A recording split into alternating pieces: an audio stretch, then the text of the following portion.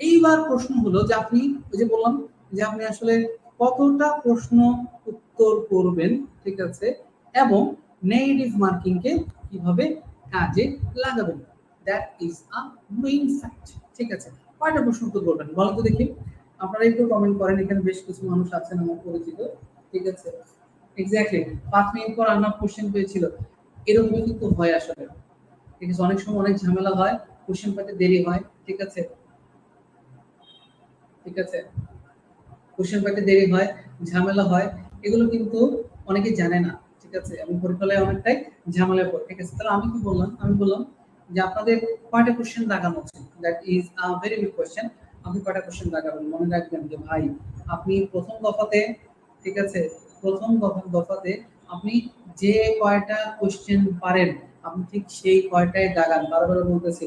ঠিক আছে, প্রথম ধাপ, প্রথম ধাপ, ঠিক আছে, প্রথম ধাপে, ঠিক আছে ভাই, যা পারেন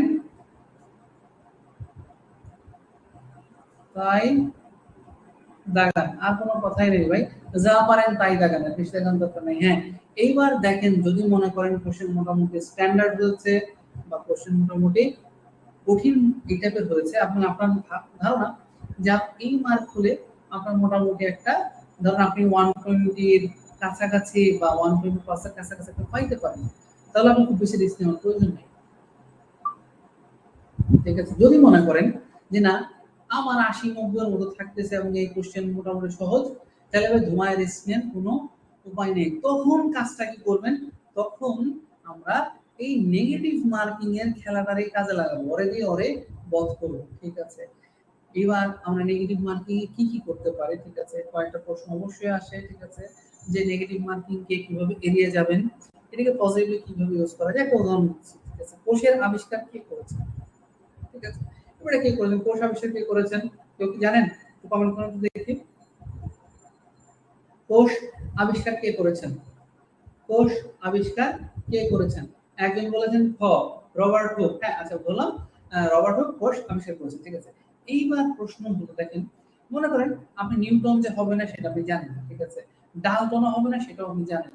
এবার আপনি এই যে এইটা আর এইটার মধ্যে আপনি কনফিউশন আছে, এবার আপনি কি করবেন জানেন?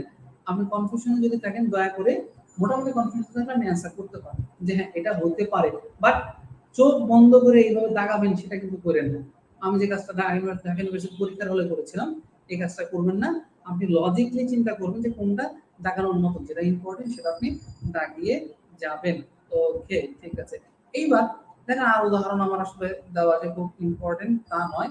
ঠিক আছে, এত বেশি আমার আর উদাহরণ দেওয়া দরকার না, আপনারা অনেক ভালোই বুঝে পাচ্ছেন আমি কি বলতে চাচ্ছি। আমার কথা হচ্ছে ভাই আপনি যে বিষয়ে কিছুই জানেন না, ঠিক আছে, যে বিষয়ে আপনি কিছুই জানেন না সেটি উত্তর করা যাবে না। ঠিক আছে, মনে রাখবেন পরীক্ষার হলে নিজেকে সংযত রাখাও কিন্তু একটা বড় পরীক্ষা। নিজেকে লজিক্যালি রিজনিং এর মাধ্যমে উত্তর করুন, এটা আপনার জন্য ভালো হবে। ঠিক আছে, এবার রিস্ক নেবেন কিনা এই কথাটা কিন্তু আগেই বলেছি, কখন রিস্ক নেবেন কখন রিস্ক নেবেন না। ঠিক আছে, এখন দেখেন ফাইনাল পার্টটা হচ্ছে কি যে আপনার, আমি বললাম কি কি করবেন সেটা বলে দিলাম, কিভাবে করবেন তাও বলে দিলাম। ঠিক আছে, এখন বললাম যে আসলে পরীক্ষার দিনে, পরীক্ষার সময়ে, পরীক্ষার আগের দিন আপনি কি করবেন, কয়টা বিষয় আমি বলে দিচ্ছি, এগুলো একটু মাথায় রাখেন, এগুলো আপনার অনেক কাজে দেবে। প্রথম কাজ হলো মনে রাখবেন যে পরীক্ষার হলে আপনি অ্যাডমিট কার্ড, এই যে এই জিনিসটারে, সরি, ঠিক আছে,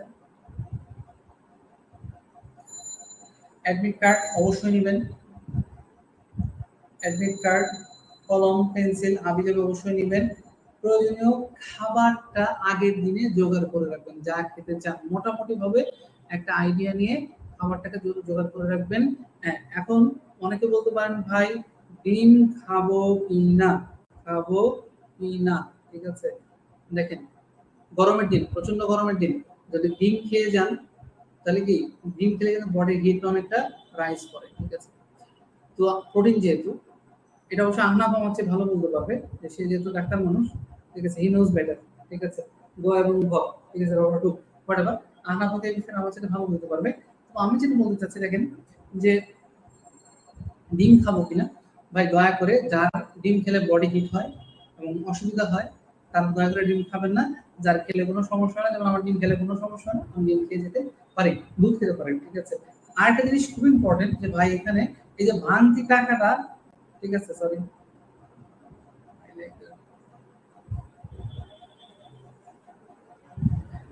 ভাঙতি টাকাটা আগের দিন অবশ্যই রাখবেন, ঠিক আছে। পরীক্ষার হলে যাওয়ার আগে ভাঙতি টাকা না রাখলে যে কি ঠেলা হয় সেটা কি আমি একবার পরীক্ষার হলে যাইতে গিয়ে টের পাইছি যে না আসলে ঘটনাটা কি, কেমন ঝামেলা হতে পারে। দুশ্চিন্তা মুক্ত হয়ে একটা ভালো ঘুম নেন ভাই।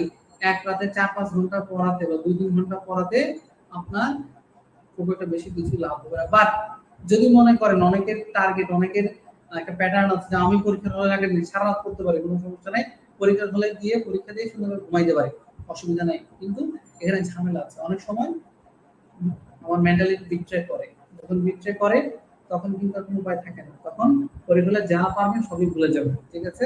সো এই কাজটা একটু নিজেকে সংযত রাখবেন। পরীক্ষার দিন আপনি কি করবেন দেখেন, এবার কিন্তু পিএসসি বলেছে যে দৈর্ঘ্য চয়ন ভিত্তিতে আপনাদের সিট পড়েছে, অতএব পর্যাপ্ত সময় নিয়ে পরীক্ষায় যাবেন এবং শান্ত থাকুন, কোনো অবস্থাতেই ঘাবড়াবেন না, ঠিক আছে।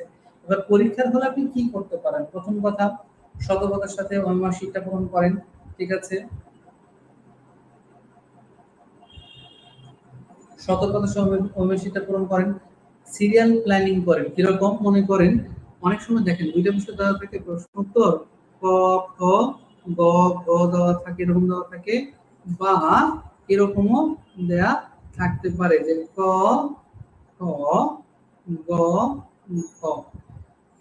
আপনি অবশ্যই অবশ্যই অবশ্যই দেখে নেবেন আপনাকে এইরকম ভাবে দিয়েছে নাকি নাম্বার 1 এর উপায় দিয়েছে নাকি নাম্বার 2 এর উপায় দিয়েছে, সেইভাবে পূরণ করে আপনি সেইভাবে ওএমআরটা পূরণ করবেন। আদারওয়াইজ কিন্তু মনের উত্তর হচ্ছে গ, আপনি দাগায় আসছেন ওএমআর শিটে ক খ গ ঘ, আপনি খটাকে সুন্দর করে দাগায় আসছেন, আপনি কিন্তু উত্তর গ এটা কিন্তু জানেন, আপনি কিন্তু পরীক্ষার প্রশ্ন দাগিয়েছেন, কিন্তু ওএমআর শিটে আপনি মনে করছেন ক খ গ ঘ, এই খটা তো এইটাকে তো গ হওয়ার কথা ছিল, আপনার ধারণা এরকম, ঠিক আছে। তাহলে আপনি কি হবে, রেজাল্ট কি হবে, রেজাল্ট কিন্তু এটা কেটে যাবে। অর্থাৎ আপনি ভালো পরীক্ষা দিয়েও ভালো পরিশ্রম করে পাস করবেন, অতএব এই বিষয়টা একটু খেয়াল রাখতে হবে। টাইম প্ল্যানিং করেন, ঠিক আছে। গণিত এবং মানসিক দক্ষতা আমি সাজেস্ট করবো সবচেয়ে পরে দেন, কারণ এখানে মাথা যদি খারাপ হয়ে যায় তাহলে কিন্তু অবস্থা সত্যি খারাপ হয়। অপশন ক্রম ভালো করে খেয়াল করবেন, এই জিনিসটা একটুখানি বললাম। আতঙ্কিত হবেন না, যেটা না পাবেন স্কিপ করবেন, কোনো অবস্থাতে ক্লান্ত হওয়া যাবে না, যথেষ্ট খাবার মানে এনার্জি পাওয়া যায় এবং খাবার খেয়ে যাবেন। আর জিনিস মনে রাখবেন, ধরেন 200 মার্ক আছে আপনার হাতে, ঠিক আছে ভাই, আপনি 130 পাইলেই তো আপনি বহু, তাই না? তাহলে থাকলো কত, সাথে স্পেয়ার কত, 70 মার্ক। অতএব যেটা পারেন না সেটা বলবেন ভাই আসসালামু আলাইকুম, তোমার সাথে পরে দেখা হবে, এখন আর কোনো কথা না, তুমি বিদায় নাও, ঠিক আছে। অতএব এভাবে আপনারা কাজ করবেন। তা আমি বলেছি পরীক্ষার দিন আগের দিন কি করবেন, পরীক্ষার দিন সকালে কি করবেন, পরীক্ষার হলে কি করবেন, ঠিক আছে।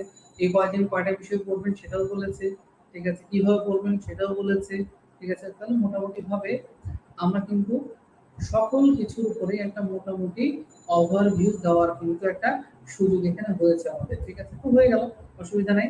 তো এখন আমাদের বাকি যে কাজটা করতে হবে সেটা কি, সেটা হলো এই 12টা দিন মনোযোগ দিয়ে পড়তে হবে। মনে রাখবেন 12 দিনে যদি ভাগ্য পরিবর্তন হয়, আল্লাহ সুবহানাহু ওয়া তাআলা বলেছেন আল্লাহ তাকেই সাহায্য করেন, ঠিক আছে, আল্লাহ তাকেই সাহায্য করেন যারা নিজেকে সাহায্য করে, তাই না, ঠিক আছে, যারা নিজেকে সাহায্য করে। আপনি যদি নিজেকে সাহায্য না করেন আপনি কখনোই পারবেন না, ঠিক আছে। আর কেউ যদি মনে করেন কর্মে বিশ্বাস করেন, ধর্মে বিশ্বাস করেন না, তার জন্য উত্তর হচ্ছে ভাই আপনি যদি কর্মে বিশ্বাস করেন, ঠিক আছে, তাহলে পড়াশোনা আপনাকে করতেই হবে, কাজ না করলে তো ফলাফল পাবেন না। তবে তার জন্য বলছি আপনি ভালো করে কাজ করুন, ইনশাআল্লাহ ফলাফলটা পেয়ে যাবেন। হ্যাঁ, দিদার বলেছেন কয়টা দাগানো উচিত ভাই, প্রথম কথা হলো আপনি প্রথমে দাগাবেন, প্রথম ধাক্কায় দাগাবেন, এই সংখ্যা যদি আপনার 200 হয় কোনো আপত্তি নেই। প্রথম কথা হলো আপনি যে কটা জানেন সে কটা তাড়াতাড়ি দাগায় ফেলবেন, 1 ঘন্টার মধ্যে বা যত দ্রুত সম্ভব আপনি সেটা দাগিয়ে ফেলুন। তারপর দেখেন কয়টা দাগিয়েছে, যদি দেখেন 100 মতো হয়েছে তাহলে তো ভাই আর তো কোনো কথা নাই, এখন আপনাকে রিস্ক নেওয়াই লাগবে, তো আপনি রিস্ক নেন, উপায় নেই। যদি দেখেন 140টার মতো আপনি এমনি দাগায় ফেলছেন, তখন আপনি খুব ক্যালকুলেটিভ রিস্ক নিতে পারেন, হ্যাঁ 8-10টা প্রশ্ন রিস্ক নিতে পারেন, এর বেশি রিস্ক কখনোই নেওয়া যাবে না। কথা বুঝতে পারলেন? আর যদি মনে হয় না 140 এর মধ্যে আমার দাগানো রেট এরকম যে আমার খুব ভুল হয় কম, তাহলে ভাই আমি বলবো আপনি দয়া করে দাগায় নিন না। অতএব ডিপেন্ড করবে কোশ্চেন কেমন হয়, ডিপেন্ড করবে আপনি কতটা পেরেছেন, ঠিক আছে। বাট মনে করে দেখলেন যে আপনার পরীক্ষার মোটামুটি কোশ্চেন সহজ, আপনার 80-90টা হয়েছে, তখন তো ভাই দাগাইতে হবে, কিছু করার নাই। কিন্তু যদি মনে করেন কোশ্চেন কঠিন, আপনার হয়েছে 100টা বা 110টা হয়েছে, ক্যালকুলেটেড রিস্ক নেন। কারণ 0.5 মার্কের জন্য কিন্তু আপনি আউট হয়ে যেতে পারেন, ঠিক আছে। সো আমার উত্তর থাকবে যে আপনি রিস্ক নেবেন, দাগাবেন, ততটাই দাগাবেন যতটা আপনার কাছে যৌক্তিক মনে হয়, ঠিক আছে। এটা আপনার উপর নির্ভর করবে, পরীক্ষার হলের কন্ডিশনের উপর নির্ভর করবে, ঠিক আছে। ওকে, আর কোনো প্রশ্ন আছে? যদি প্রশ্ন না থাকে তাহলে এখন মনে হয় আমরা বিদায় নিতে পারি, কারণ এই সময়টা খুবই ভ্যালুয়েবল সময়। আপনারা সবাই পড়াশোনা করবেন এই আশাবাদী আমি ব্যক্ত করছি, এবং আপনাদের উত্তরোত্তর সফলতা আমি কামনা করছি। ইনশাআল্লাহ আপনারা ভালো করবেন এবং আমাকে জানাবেন যে হ্যাঁ আপনাদের পরীক্ষাটা ভালো হয়েছে, ঠিক আছে। তাহলে আজকের জন্য এখানেই, ঠিক আছে। ও হ্যাঁ, আরেকটা বিষয় বলে রাখা উচিত, আমি একটা ফ্রি ম্যাথ কোর্স ইনশাআল্লাহ নিচ্ছি সামনে। অনেকে বলেছেন, অনেকে আমাকে টেক্সট করেছিলেন যে ম্যাথের অনেক সমস্যা, ম্যাথকে ভয়। আমার কথা হলো ভাই, ম্যাথের কোনো ভয় নাই, ম্যাথের প্রতি নাই কোনো ভয়, যদি আপনার কি বেসিকটা ক্লিয়ার হয়, ঠিক আছে। আমরা বেসিক ক্লিয়ার করব, ম্যাথকে বাপ বাপ বলে দূর করে দেব, ঠিক আছে ইনশাআল্লাহ। তাহলে আজকের জন্য এখানেই, সবাই ভালো থাকবেন, আবার কথা হবে। আসসালামু আলাইকুম।